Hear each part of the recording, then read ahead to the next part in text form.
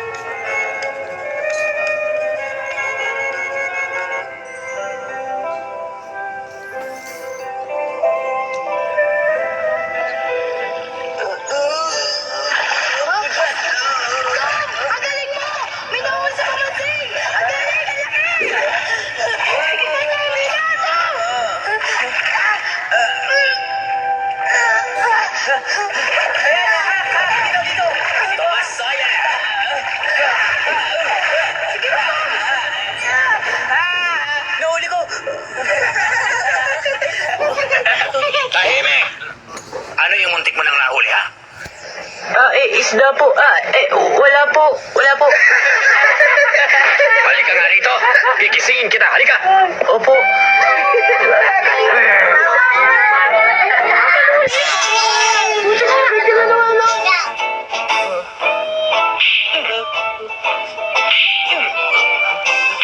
Ang parusa sa mga batang lalaking may kasalanan ay palo sa puwet.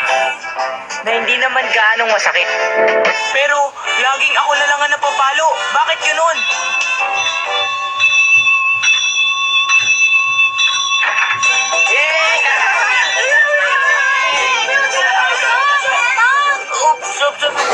Pumunta ka sa amin mamaya, ha? Becky, hindi maaari. Kailangan samahan ko si Tia Polly sa Blackstone Farm ngayon. Ganun ba? Sayang naman. Oo nga Gusto niya kasing kasama niya ako para maligtas daw siya sa panganib. Tama siya.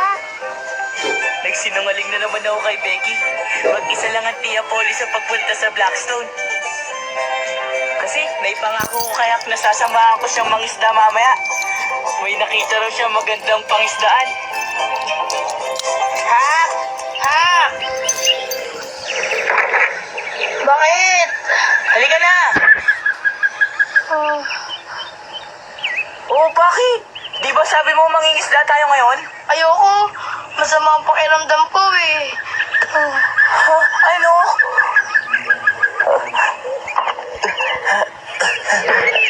Hak! Masakit ba tiyan mo? Konti. Nilalagad ka? Hindi ko nga alam eh. Tignan ko. Mainit ka. Pareho lang tayo May sakit ka rin ba, Tom? Wala. Bakit mainit ka rin tulad ko, Tom? Hindi, wala. Wala akong lagnat, Hak. Eh di wala na rin ako sakit. Tama ka nga. Masama ang pakiramdam ko talaga.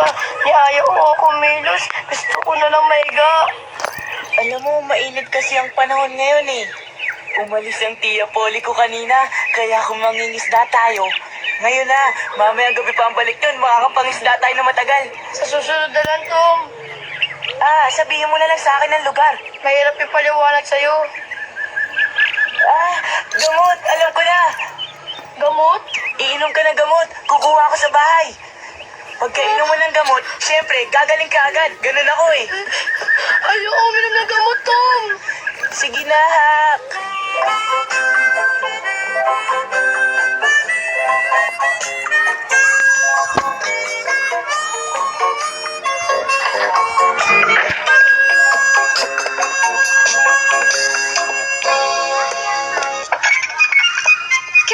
fabric, Tom? O, Tom? Hanap ko yung castor oil eh. Castor oil? May sakit ka ba? Wala. Eh, bakit kailangan mo ng castor oil? Kasi, Kasi may sakit ka. Kung may sakit ka, Tom, magpatingin ka na kagad sa doktor para matingnan kagad yan. wala akong sakit. Kung gano'n ay sinong may kailangan yan, Tom? Sino nga? Ito siya. Kailangan ko na kutsara ngayon. Kanino mo nga ibibigay yan, Tom? Huwag mong paiinumin si Peter yan ulit. Siguro kay Huckleberry Finn. Asa ka na ba, Tom? Saan mo dadalhin yan? Sabi ni Inay mag-aral ka raw. Alis na ako, Mary. Sige na. Hindi ka pwedeng lumabas, Tom. Masyadong mainit sa labas. Kaya dito ka na lang. Pero may sakit siya, Mary. Kailangan ng gamot. Hindi nga pwede, Tom. Magagalit si Inay. Isa pa, makikipagkita ka lang kay Huck para makipaglaro, ano? Sasabat ka na naman. Tom! Babalik ako agad.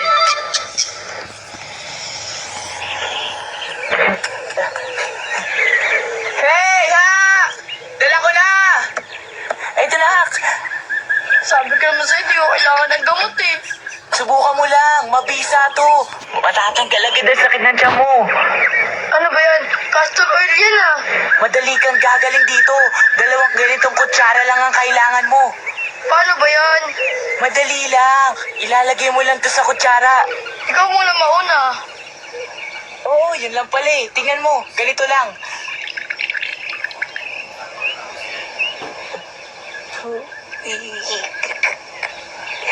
Alam ko na pipisilin ko lang ang ilong ko ng ganito.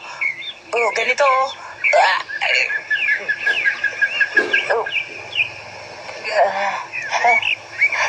Nalulun mo na?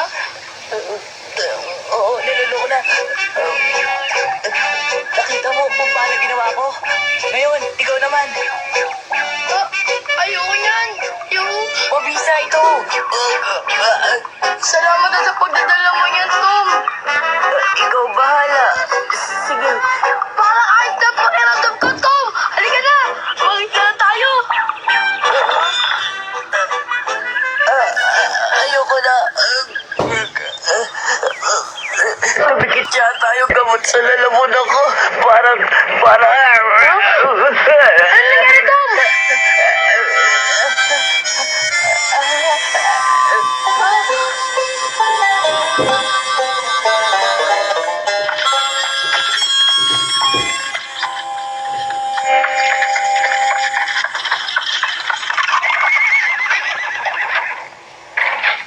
Oh, Inay, bakit kay dali niyo naman yatang bumalik? Masama ang pakiramdam ko, kaya hindi na ako tumuloy. Oh, bakit po? Mabuti na lang. Narito na ako sa bahay. Naku, may lagnat po kayo, Inay. Tia Polly, narito na po ako.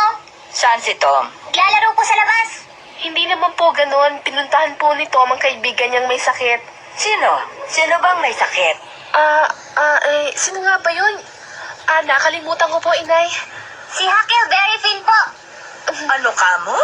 Si Huck Finn. Yun ba? Mary, wag mo na siyang pagtakpan. Alam ko na. Lagi pa rin silang magkasamang dalawa sa paglalaro. Pinipigilan ko po siya, Inay. Ngunit ang sabi po niya, may sakit nga po si Huck. Totoo ba yon? Totoo po, Inay. Nagdala pa nga po siya ng castor oil eh. Asete de Castor? Mary, sumamang lalo ang pakiramdam ko. Tumawag ka na ng doktor, anak. Opo, Inay. Inay? Bakit? Gusto